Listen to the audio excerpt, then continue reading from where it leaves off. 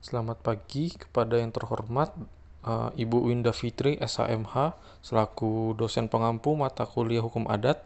Perkenalkan, nama saya Jonathan Nailim, NPM saya 2251034. Pada kesempatan kali ini, izinkan saya membuat video untuk penambahan nilai ujian akhir semester Hukum Adat saya. Sekarang saya akan masuk ke materi pertama saya dalam video ini, yakni arti, unsur, dan sumber dari hukum adat. Arti dari hukum adat merupakan sistem hukum yang dikenal dalam tatanan lingkungan sosial, sehingga dapat dikatakan jika sistem sosial merupakan titik tolak dalam pembahasan hukum adat di Indonesia. Kata adat berasal dari bahasa Arab yang berarti kebiasaan. Kemudian ada unsur dari hukum adat. Unsur dari hukum adat adalah adanya tingkah laku yang dilakukan secara terus-menerus. Kemudian ada pola tingkah laku yang sistematis dan teratur. Kemudian ada keputusan kepala adat. Kemudian adanya akibat hukum atau sanksi. Kemudian tidak tertulis. Kemudian ditaati karena kepatutan dan kewibawaan. Kemudian ada sumber dari hukum adat, yakni kebiasaan dari adat istiadat yang berhubungan dengan tradisi rakyat. Yang kedua, kebudayaan tradisional rakyat. Yang ketiga, ugar-ugaran yang langsung timbul sebagai pernyataan kebudayaan orang Indonesia asli.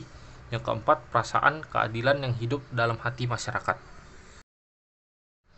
Selanjutnya, faktor yang mempengaruhi hukum adat. Terdapat 3 faktor, yaitu agama, contohnya Hindu, Buddha, Islam, dan Kristen. Kemudian politik kerajaan, seperti Kerajaan Sriwijaya, Airlangga, dan Majapahit. Dan yang terakhir, masuknya bangsa asing seperti Arab, Cina, dan Eropa. Selanjutnya, dasar hukum berlakunya hukum adat di Indonesia. Terdapat 3 masa, yakni masa Hindia Belanda, yakni dasar hukumnya pasal 131 UIS, pasal 78 ayat 2 RR, pasal 71 ayat 3 RR, S 1929 nomor 221, Junto nomor 487. Kemudian pada masa Orde Baru terdapat pada pasal 2 Aturan Peradilan Undang-Undang 1945, kemudian Konstitusi RIS 1949 pasal 146 ayat 1, Undang-Undang Dasar Sementara 1950 pasal 104, pasal 5 Undang-Undang nomor 5 tahun 1960, pasal 35 ayat 2 Undang-Undang nomor 1 tahun 1974, TAP MPRS nomor 11 tahun 1960, dan pada masa reformasi pasal 67 Undang-Undang nomor 41 tahun 1999, Undang-Undang nomor 32 tahun 2004 tentang pemerintahan daerah, dan yang terakhir pasal 1/31 bab 1 Ketentuan Umum Undang-Undang RI nomor 32 tahun 2009. Selanjutnya ada corak dan sifat dari hukum adat. Yang pertama ada tradisional, yang kedua keagamaan atau religio magis, yang ketiga bersifat komunal atau kebersamaan, yang keempat konkret, terang dan tunai, yang kelima terbuka dan sederhana, yang keenam dapat berubah sesuai dengan keadaan, yang ketujuh tidak dikodifikasi, yang ke-8 musyawarah mufakat. Selanjutnya perbedaan hukum adat dan hukum lainnya. Dalam hukum adat 90% tidak tertulis hukumnya. Dalam hukum barat atau hukum lainnya 90% tertulis hukumnya. Kemudian dalam hukum adat, untuk merubah hukum tidak memerlukan proses politik melainkan secara natural.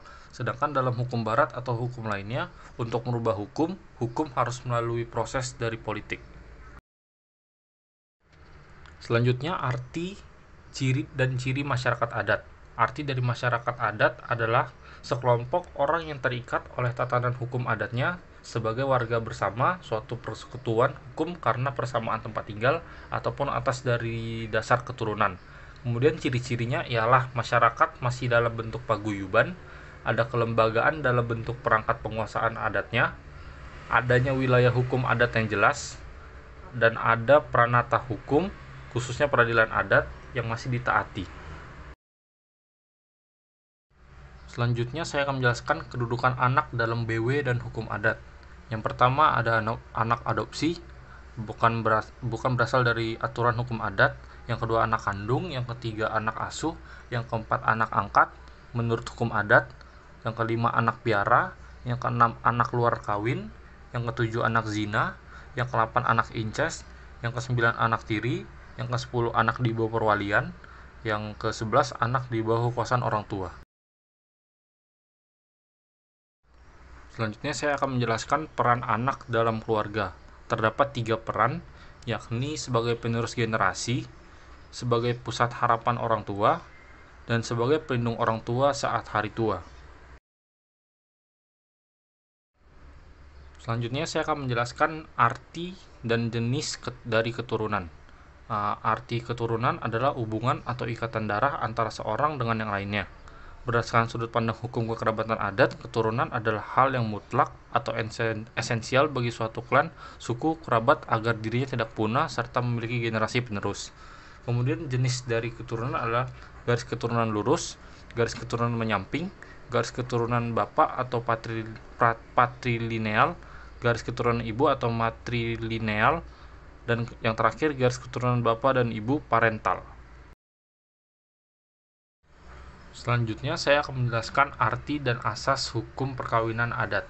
Arti dari hukum perkawinan adat adalah aturan-aturan hukum adat yang mengatur tentang bentuk-bentuk perkawinan, cara-cara lamaran, upacara perkawinan, dan putusnya perkawinan di Indonesia.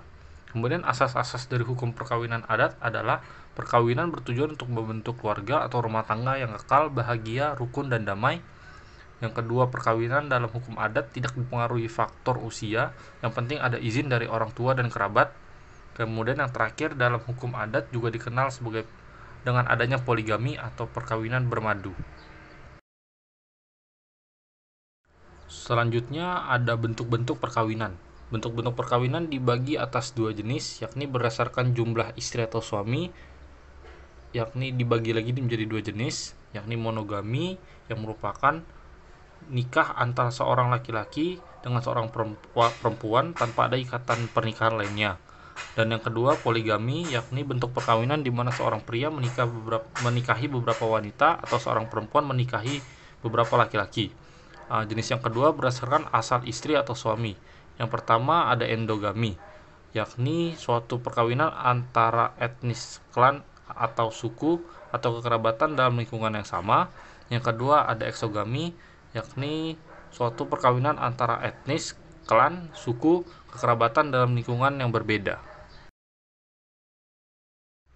Selanjutnya saya akan menjelaskan tentang hukum waris adat. Hukum waris adat merupakan hukum yang memuat peraturan-peraturan yang mengatur proses meneruskan serta mengoperkan barang-barang harta benda dan barang-barang yang tidak berwujud benda dari suatu angkatan manusia kepada turunannya. Selanjutnya saya akan menjelaskan perbedaan dari hukum waris adat dan hukum waris Islam. Dalam hukum waris adat terdapat harta yang tidak dapat dibagikan. Yang kedua, anak perempuan bila mana tidak ada anak laki-laki dapat menutup semua haknya. Yang ketiga, anak angkat dapat mendapatkan warisan dari orang tua angkat. Dan yang keempat, ada ahli waris pengganti.